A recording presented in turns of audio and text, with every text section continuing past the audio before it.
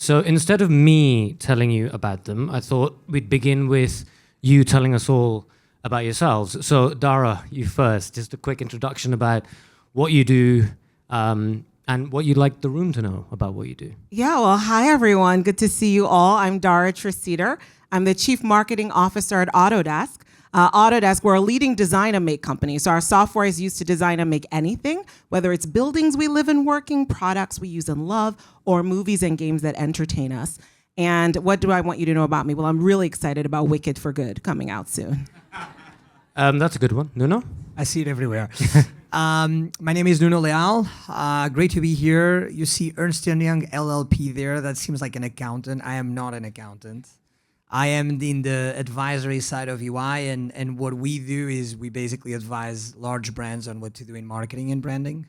And so hopefully I can share some of that here and some of the lessons learned that we had. And Katy? Hi, I'm Katy Milkman, also thrilled to be here. I am a professor at the Wharton School at the University of Pennsylvania, and I study the science of behavior change. I'm also the podcast host for Charles Schwab of Choiceology and an author, and I co-direct a research center called the Behavior Change for Good Initiative. Our executive director is in the back, Dina Grome. It's a great podcast. I listened to it in prep. It was very, very good. So let's start with you, Dara. And you introduced Autodesk a bit over there. I don't think I'm exaggerating when I say that in sort of the worlds of design, architecture, high-end engineering, you're kind of like the Apple in that world, right? You're sort of essential. Thank you. That is accurate.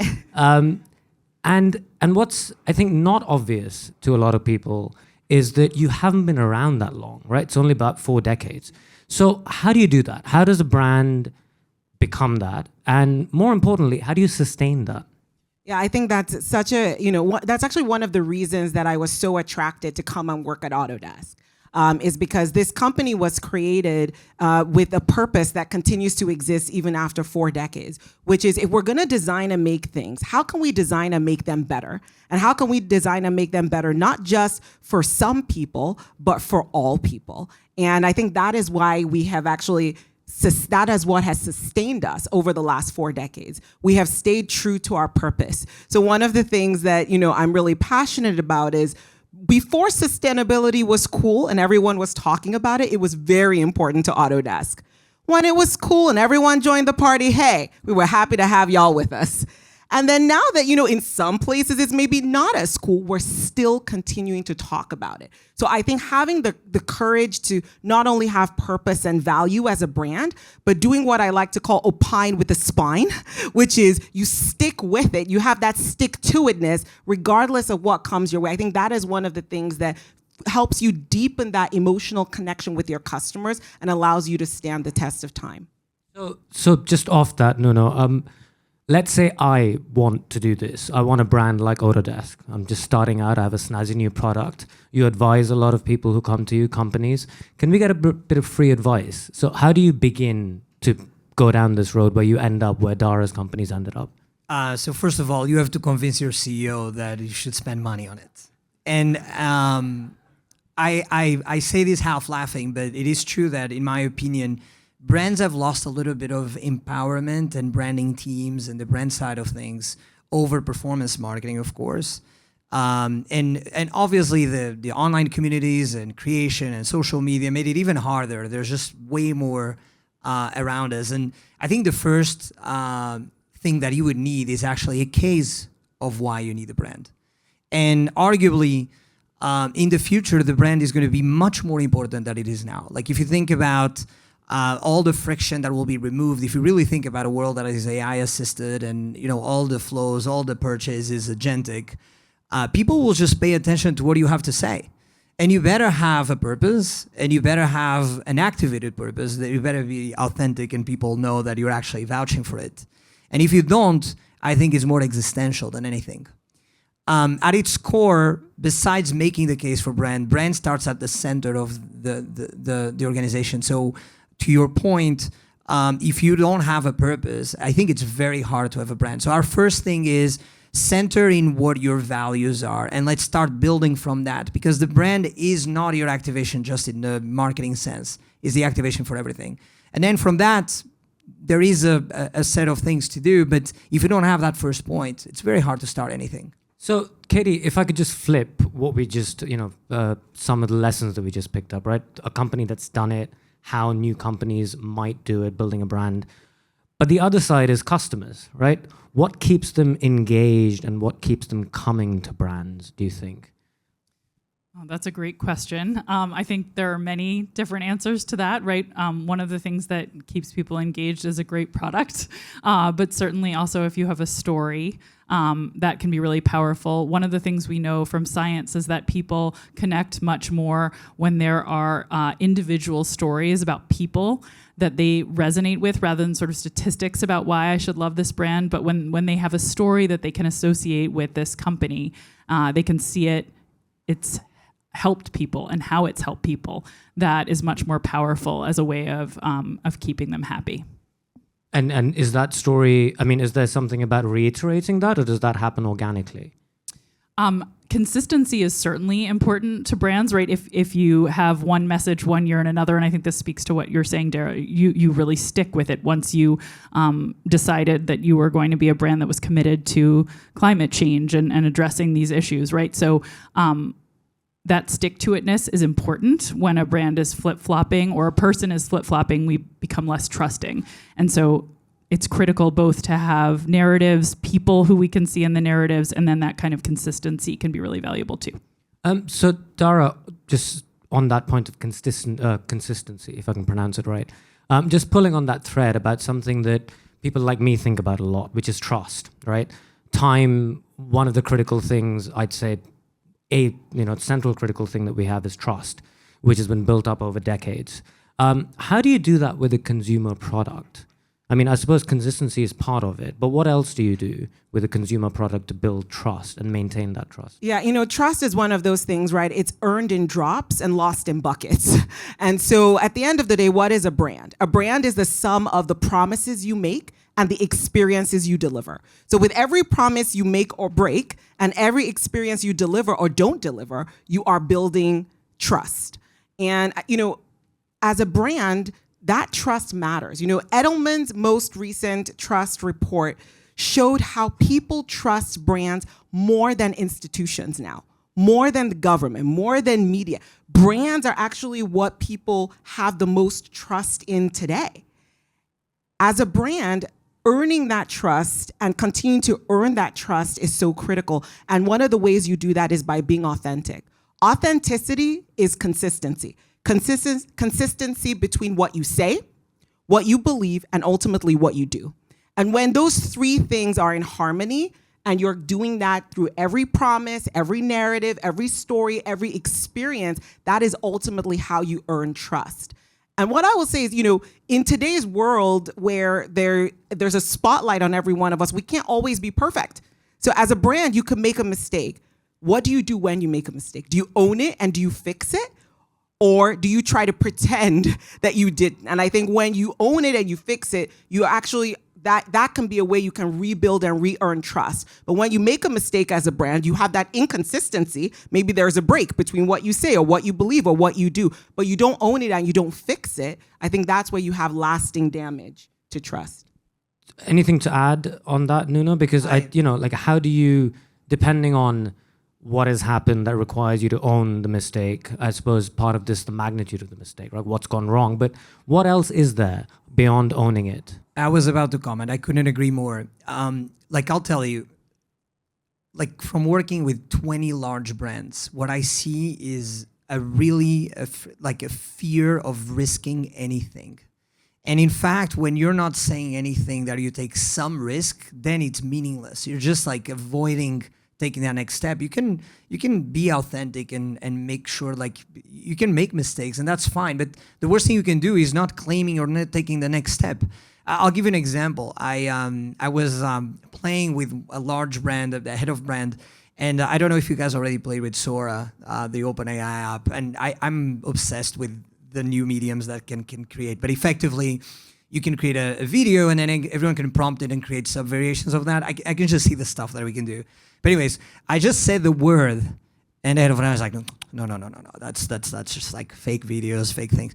So if your first reaction is not taking any risk and not taking any step, I think what will end up happening is that 80% of the brands will just be in oblivion and, you know, just be vanilla. And in my opinion, that's one of the biggest risks, is not risking anything.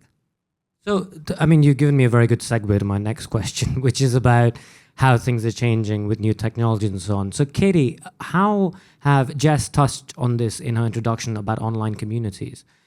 How is that affecting brands, and what do brands need to be aware of as this landscape seems to change, sometimes on a weekly, sometimes on a daily basis, even as we get new releases of these softwares and technologies and so on? Yeah, it's a great question. Well, one thing that comes to mind is how shifting norms affect the way we perceive what we should be doing with our time, and how brands have to manage that. So when we see that there is a small but growing number of people who are taking a new action, adopting a new product, we can sort of extrapolate that trend is growing. And when it's emphasized to us, it changes our behavior.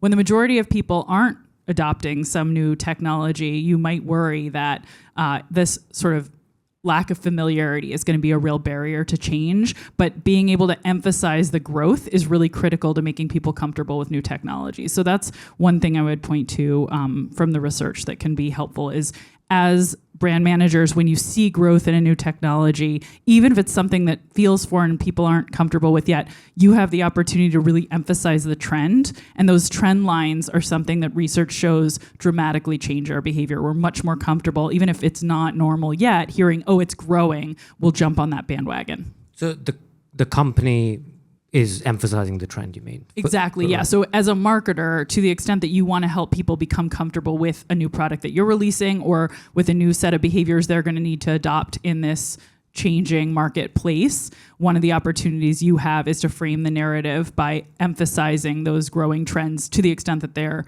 aligned with what you want to see people doing. Otherwise, people may be a little bit nervous to jump on board with something that still has a small market share. Nuno, you talked a little bit about this already, but like the need to take risk, right?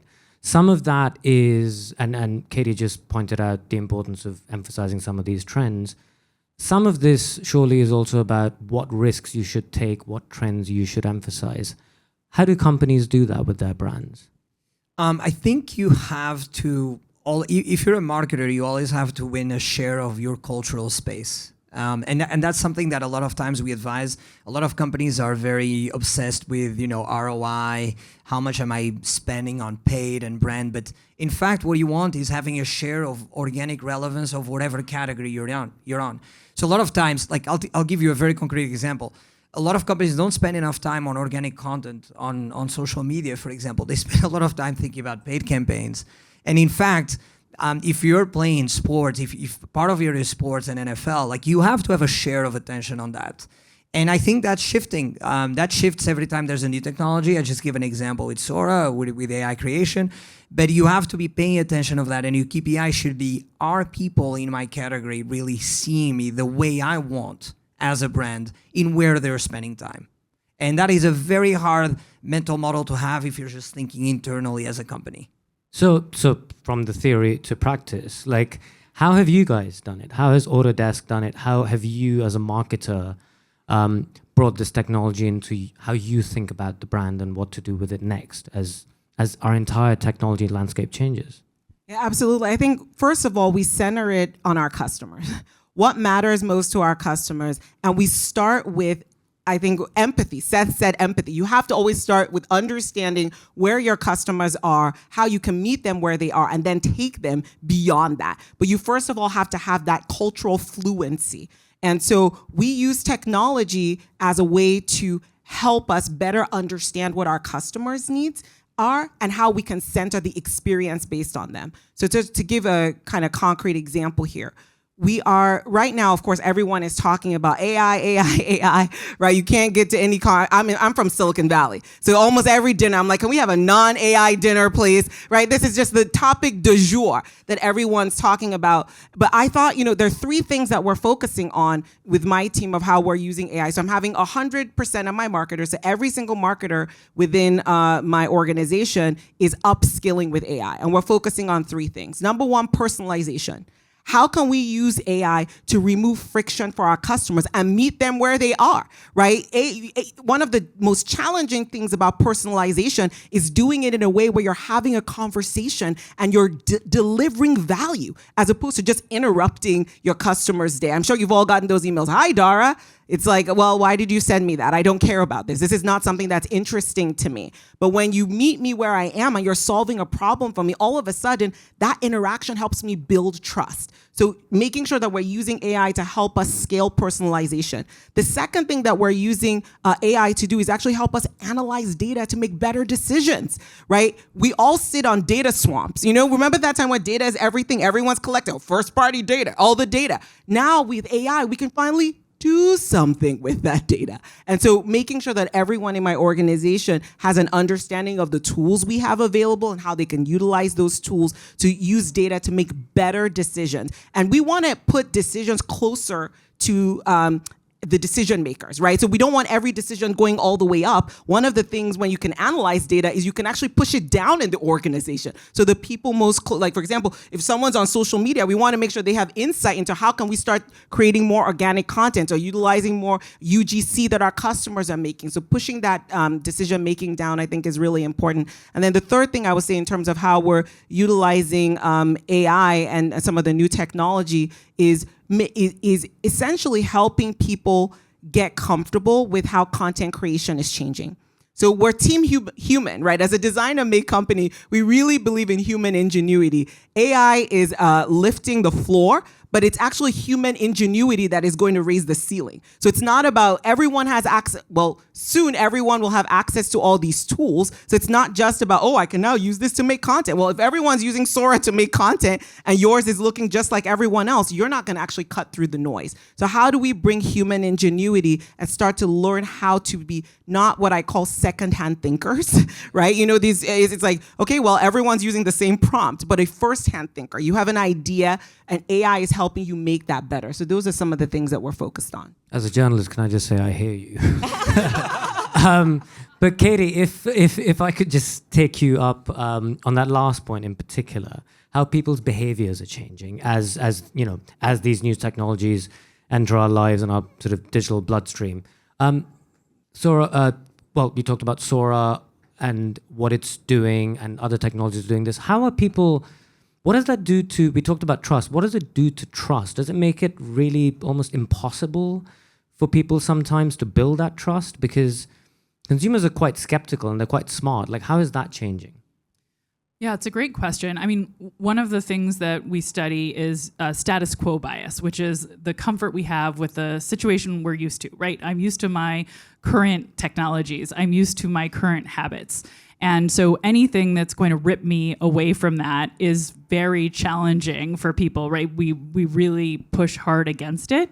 And so that can be a trust challenge for certain. I think one of the things that we know about reducing status quo bias and overcoming it that is important and useful here is that we really want to push people to try to experiment when they're not sure of what to do, so that they can find what it is that makes them more comfortable, that they can not feel like there's only one path, but there's a multitude of paths and there are choices available, so that it doesn't feel quite as frightening to move away from where I am, knowing that if I move in a direction I don't like, I can still shift. So pushing people to experiment, I think, is really important. And then one other thing I would say about AI that I think is really interesting and worth everybody considering, there's some research showing that when either customers or entrepreneurs rely on AI in a vacuum, it can actually lead them to make worse decisions than if they had a mentor or a coach or a human in the loop. But when people rely on AI and have an AI coach as well as a mentor, that's when you really see tremendous benefits. And so I think another important thing as we're moving into this new era, besides sort of pushing people to experiment in order to make status quo bias go away, is also think about how to make this experience and this shift more social, so that we're not just relying on these tools in isolation, but they're helping us in a community together. Nuno, have you seen that? I wonder, like people not having people in the loop, which is a terrible sentence, but you know what I mean, that relying too much on these technologies just in a vacuum, as Katy said. 100%. And the first time I played with ChatGPT for on the AI topic, I thought, okay, this is gonna elevate everyone's average, and especially the people that have less experience. And the more I started playing with it, the more I actually turned my head into the people with more resources, social support, more experience, more education will actually be exponentially better, not the way around. And so, yes, 100%. I think it's your set of resources, which include the support that you have from other people, that by using those tools, you become much better at your job, and you can do much more other things, and in marketing too, like content and anything you can think of. So I actually see it the same way, and I actually think that the best way to do, like you guys are doing, is empowering people with those tools, but also with resources around it on how to use it and how to support them to use them.